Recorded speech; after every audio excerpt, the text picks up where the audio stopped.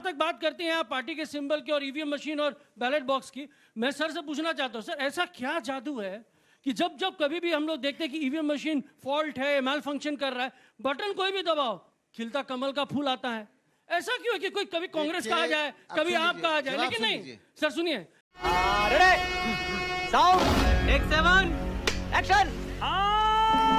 आशुतोष जी, आप सवाल का जवाब दीजिए कि अगर ऐसी स्थिति में जहां पर सब कुछ फुल प्रूफ है, वहां पर भ्रम कोई फैलाए, क्योंकि ये वीडियो बहुत भ्रामक था जो कल डाला गया, इसमें ऐसा लग रहा है कि 4 लोग मिलकर वोट ही इधर उधर कर रहे हैं, जबकि वो सेग्रीगेशन ऑफ पोस्टल बैलेट्स कर रहे थे, जो एक तय प्रक्रिया है जिसके लिए सभी कैंडिडेट्स को 10-50 का मेल, हाँ वो चुनाव के 10-50 का उनको मेल गया हुआ है उस पर। देखिए, किसी राजनीतिक पार्टी ने क्या किया है तो राजनीतिक पार्टी के प्रवक्ता उसका जवाब देंगे, लेकिन सवाल है कि ये स्थिति पैदा क्यों हो रही है। ये स्थिति इसलिए पैदा हो रही है क्योंकि चुनाव आयोग और विपक्षी पार्टियों के बीच में जबरदस्त तरीके से एक कम्युनिकेशन गैप है और भरोसे की कमी है, जिसकी वजह से चुनाव आयोग लगातार जो है वो उस पर सवाल खड़े हो रहे हैं। अब आप चुनाव के पहले की स्थिति को देख लीजिए, टीएमसी के लोग गए थे चुनाव आयोग से मिलने के लिए, 7 मिनट के बाद वो निकल के आते, उन्होंने कहा कि भाई मुख्य चुनाव आयुक्त ने हमसे कहा you get out from here. उसके क्या बात कर रहे हैं? बाद चुनाव आयोग की तरफ से एक ट्विटर पे पोस्ट होता है। सवाल क्या है कि जब विपक्षी पार्टी या प्रमुख पार्टी के बीच में इस तरीके का कम्युनिकेशन गैप होगा, आप इस तरीके से बातें होंगी, तो वहां इस तरीके की स्थितियां जरूर पैदा होंगी। मेरा कहना है कि, और मैं बार बार इसको कहता हूं कि जब तक मेरे पास नहीं होगा, राजनीतिक पार्टियां आरोप लगा सकती, जब तक मेरे पास सबूत नहीं होगा कि वहां कोई रिगिंग हुई है या ईवीएम में कोई गड़बड़ी, तब तक मैं कम से कम एक पत्रकार होने के नाते ये कहने की स्थिति में नहीं, ना मैं ये कहूंगा ये बात। लेकिन हाँ, इस चुनाव में कुछ गहरे सवाल जरूर थे। जो सबसे बड़ा सवाल इस बात को लेकर था कि जो वोटिंग लिस्ट थी, क्या वो कंप्लीट थी या इनकम्प्लीट थी।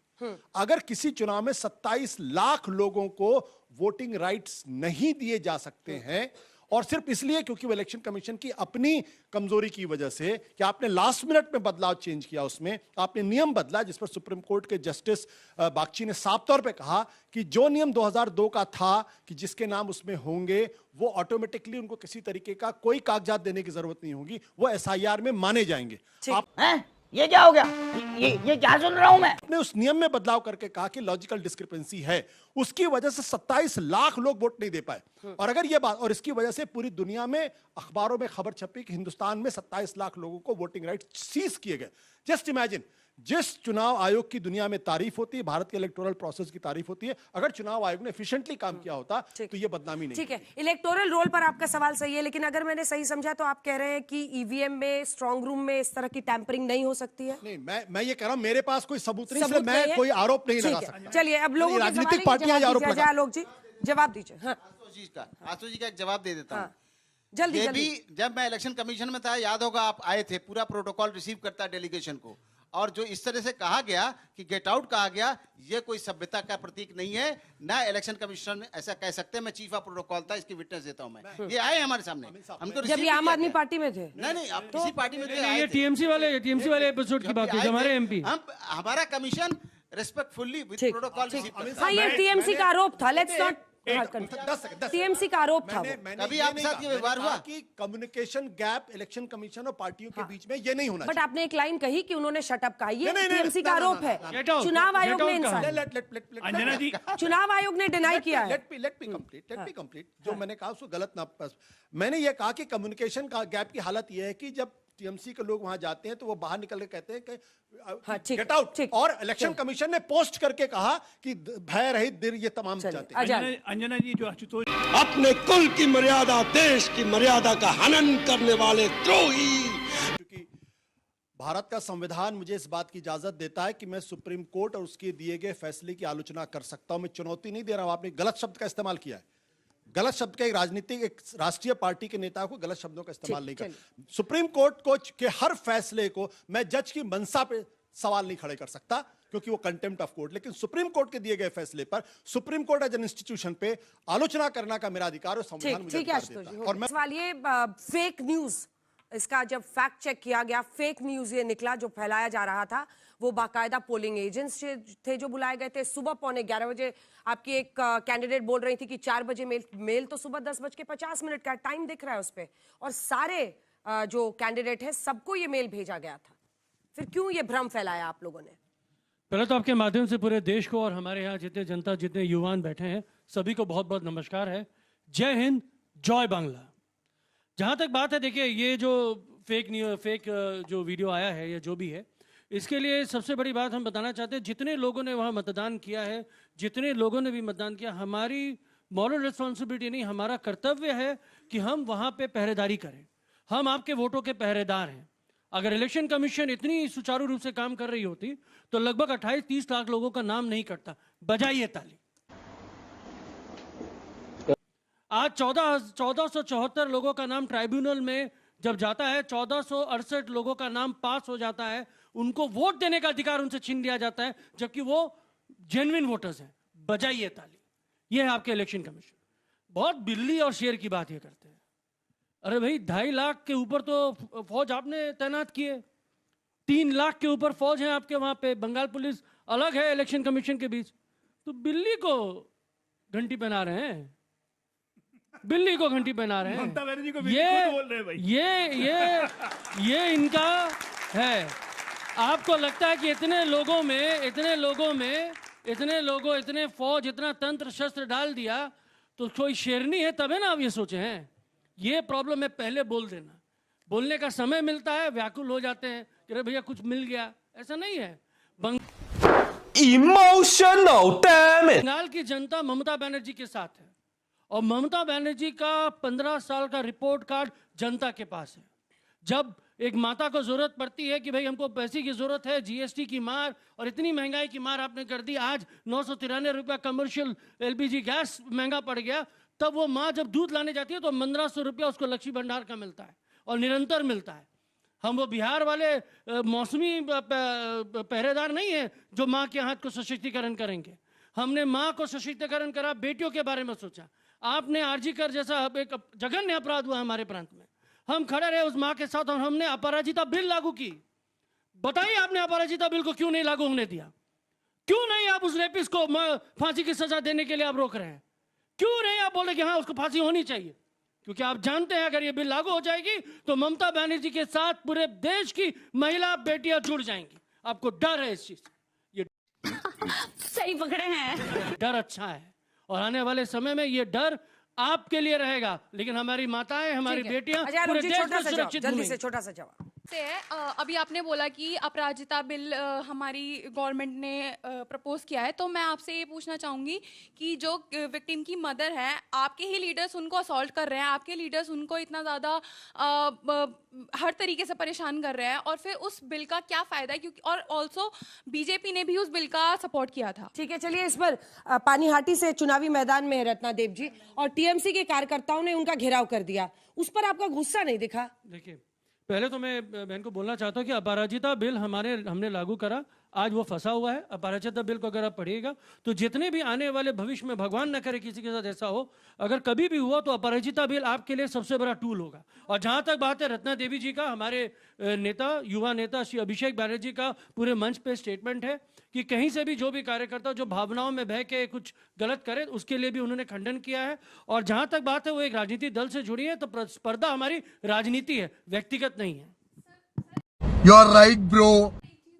पूछना चाहूंगी सर, इस अगर आप ऐसा बोल रहे हो तो फिर जो विक्टिम की मदर है उन्होंने ये चीज बताई है कि उनको वकील तक नहीं मिले थे, और तो कहाँ थी उस टाइम पे टीएमसी के लीडर्स, सीएम कहाँ? मैं आपको सीधी बात बता देता हूँ, उनके पास वकील भी मिले थे, वकील भी थे, और आज जिस बंदे ने जो कुर्कित किया वो आज सजा भागता है और जो जेल में है। ठीक है, चलिए बिना जेल में नहीं होगा। एक सवाल लेना चाहेंगे। सबसे समझ पहले में मेरा पड़े। सवाल बीजेपी वालों से होगा। बीजेपी के लोग भाषण इतना अच्छा देते हैं कि मैं उससे अट्रैक्टिव हो गया, मेरे मन में एक सवाल आ गया। अभी हाल ही के दिनों में प्रधानमंत्री जी का एक बयान आया था जिसमें वो रैली में कहते हैं कि अगर बंगाल में बीजेपी की सरकार आ जाती है तो उसके बाद में जितने भी रेप के केसेस हैं उसको रीओपन किया जाएगा। लेकिन अगर हम भारत में जो क्राइम डेटा है, रिकॉर्ड डेटा, उसको देखें तो उसमें राजस्थान सबसे ऊपर में है, उत्तर प्रदेश सबसे ऊपर में, मध्य प्रदेश सबसे ऊपर में, और उनमें बीजेपी की सरकार है। वहीं दूसरी तरफ देखिए बिहार में सम्राट चौधरी की सरकार आ जाती है, और जो पटना में नीट वाली लड़की का रेप हुआ था उसके जो आरोपी है उसको बेल मिल जाती है।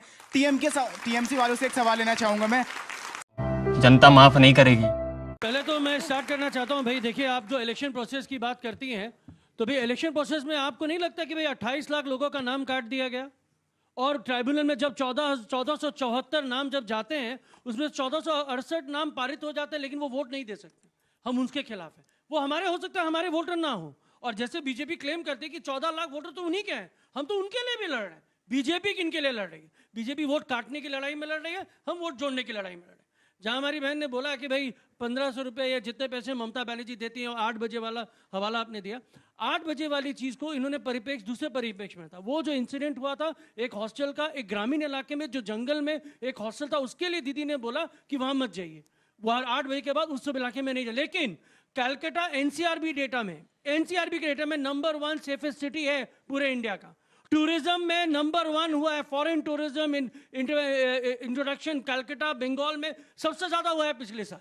ये बस हवा निकल गई। सिद्ध करता है। 15 साल का रिपोर्ट कार्ड है हमारा। लक्ष्मी भंडार तो छोड़िए, आप लोगों को कन्याश्री के बारे में पता होना चाहिए। यूनाइटेड नेशन ने वाहवाही करी है, पूरे विश्व में ममता बनर्जी का नाम हुआ है। ये किसके लिए? ये तो हमारे लिए, हम भारतीय हैं। अगर ममता बनर्जी का नाम यूनाइटेड नेशन में कन्याश्री के लिए जा रहा है तो आप प्राउड होने चाहिए, हम प्राउड होने चाहिए। ठीक है, चलिए जवाब दीजिए अजय आलोक जी। और वो तो कह रहे हैं कि वो आपके वोटर्स के लिए भी लड़ रहे हैं, अगर उनका भी वोट कटा है तो उनके लिए भी लड़ रहे हैं। भाई मुझे तो नहीं पता 27 लाख में कौन मेरे वोटर हैं कौन इनके वोटर हैं। इनको ज्यादा पता है कि मेरे इनको ये वोटर पता है कि वो मेरे वोटर हमें नहीं पता है, वोट नहीं चाहिए हमको, उनका हमें वोट नहीं पता है क्योंकि हम पूरे तो आपकी नाकामी है। आपको पता नहीं है लिस्ट के बारे में, क्यों नहीं साझा किया? नहीं होगा, चुनाव खत्म हो गया, हार गए आप नहीं जान सकते। यही तो है, ये है उनका जवाब देना है मुझे, ये है इनका दौरा चरित्र। चलिए इनको ज्ञान एक नहीं बार आ आपको गया है बताते हैं, नेशनल चैनल एक सेकंड टोक रही हूँ। शुभेंदु अधिकारी ने कुछ वाह मोदी जी, वाह वाह। सवाल इनकी बात पर मैं आपसे करना चाहती हूँ मानव जी। एक बहुत सिंपल सी चीज है, स्ट्रांग रूम पर जो आप आरोप लगा रहे हैं ना, ये आरोप बहुत हल्का नहीं है, बहुत गंभीर है। इसके जो रेपरकशंस हैं, अगर वोटर्स के मन में भ्रम आ जाए, इतनी तादाद में लोग निकलते हैं क्योंकि उनको इस व्यवस्था पर भरोसा है। अच्छा देखिए, जब ये वोटिंग होता है, आप में से कितने लोग हैं जो वोट डालते हैं? हाथ उठाइए। ज्यादातर लोग डालते हैं। आपने देखा होगा कि एक वहां ईवीएम रहता है, बगल में उसके साथ एक बोर्ड रहता है ना, जिसपे आपको पार्टी पे क्लिक करना होता है। एक बार वोटिंग खत्म होती है, कितने लोगों का वोट पड़ा है, उसके बाद ये बोर्ड अलग हो जाता है, सिर्फ ईवीएम जाता है वहां पर स्ट्रांग रूम में। तो जब वहां पर किसी पार्टी का कोई इंडिकेशन ही नहीं है, तो लोग कैसे वहां पर जाकर वोट कर सकते हैं? और जहां पर सीसीटीवी लगा है, एक बार फिर से वो वीडियो दिखाइए, ऊपर वाले वीडियो जहां पर पोस्टल बैलेट सेग्रीगेशन हो रहा है, वो तो आप लोगों ने डाल दिया, लेकिन नीचे में कोई भी स्ट्रांग रूम में नहीं दिख रहा है। तो ये स्ट्रांग रूम को लेकर जो आप लोग भ्रम फैला रहे हैं, आपको नहीं लग रहा है कि ये बहुत डिससर्विस है? क्योंकि डेमोक्रेसी, इसी चुनाव आयोग, लोकतंत्र, वोटर इसी से चलता है। Good question, you are a good question. देखिए रंजना जी, आपके सामने पहली बार ऐसा हुआ है कि इलेक्शन कमीशन की कूटनीति की वजह से हमको सुप्रीम कोर्ट तक जाना पड़ता है, ट्राइब्यूनल का गठन करना पड़ता है। लॉजिकल डिस्कशन पूरे देश में कहीं नहीं है, बंगाल में होता है। तो भाई सुप्रीम कोर्ट सर्विवेंट किसके लिए है? वो बीजेपी को सपोर्ट कर रहा है। और जहां तक बात करते हैं आप पार्टी के सिंबल की और ईवीएम मशीन और बैलेट बॉक्स की, मैं सर से पूछना चाहता हूं, सर ऐसा क्या जादू है कि जब जब कभी भी हम लोग देखते हैं कि ईवीएम मशीन फॉल्ट है, मैल फंक्शन कर रहा है, बटन कोई भी दबाओ, खिलता कमल का फूल आता है?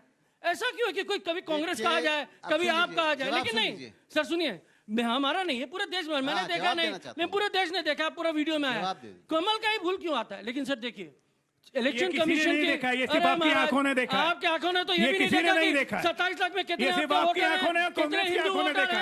जो लोग हारते हैं उनको कमल का फूल नहीं तो लिस्टें नहीं है। अरे कीचड़ में हो, छोड़िए महाराज, कीचड़ हो तो कमल ही ना खिलेगा उसमें। कीचड़ है, आपको देश कीचड़ कीचड़ उसमें कमल ही लगता है, खिलेगा। आपको देश कीचड़ लगता है, आप लोग खत्म हो चुके हैं, आपको देश कीचड़ आप लगता लोग है, ये अराजक आपने हैं, माना और है। कुछ नहीं है। बेशर्मो, शर्म करो, शर्म। देश पूरे भारत की अवहेलना की है आपने, मेरे भारत की अवहेलना की है। आपने कीचड़ बोला है पूरे देश को। माफी मांगिए, माफी मांगिए, जो भी बटन दबाओ कमल खिलेगा। अरे कमल तो खिला हुआ है, माफी मांगिए। आपने मेरे भारत को कीचड़ बोला है, आप माफी मांगिए, माफी मांगिए, क्षमता है तो माफी मांगिए, क्षमता है तो माफी मांगिए। वोटिंग हो गई है, गला मत खराब कीजिए। इन्होंने भारत को कीचड़ बोला है, खत्म हो गई है, गला मत खराब कीजिए। वोटिंग खत्म हो कमल गई। लक्ष्मी के चरणों का पद है, हम माँ लक्ष्मी को चढ़ाते हैं, आप कीचड़ बोल रहे हैं देश को। आप सुनिए जवाब, शर्म आनी चाहिए आपको। जवाब सुन लीजिए। कीचड़ आप लोग हैं, माफी मांगिए।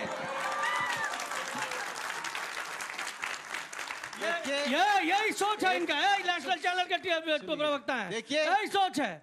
नेशनल चैनल नहीं, नेशनल पार्टी का प्रवक्ता हूँ, यहाँ भी मानसिक विक्षिप्तता हो गई। इसलिए गंदी बातें करेंगे। नेशनल चैनल नहीं, नेशनल पार्टी का प्रवक्ता हूँ। कभी भी कंपटीशन निजी समूह बोलो। जनता माफ नहीं करेगी।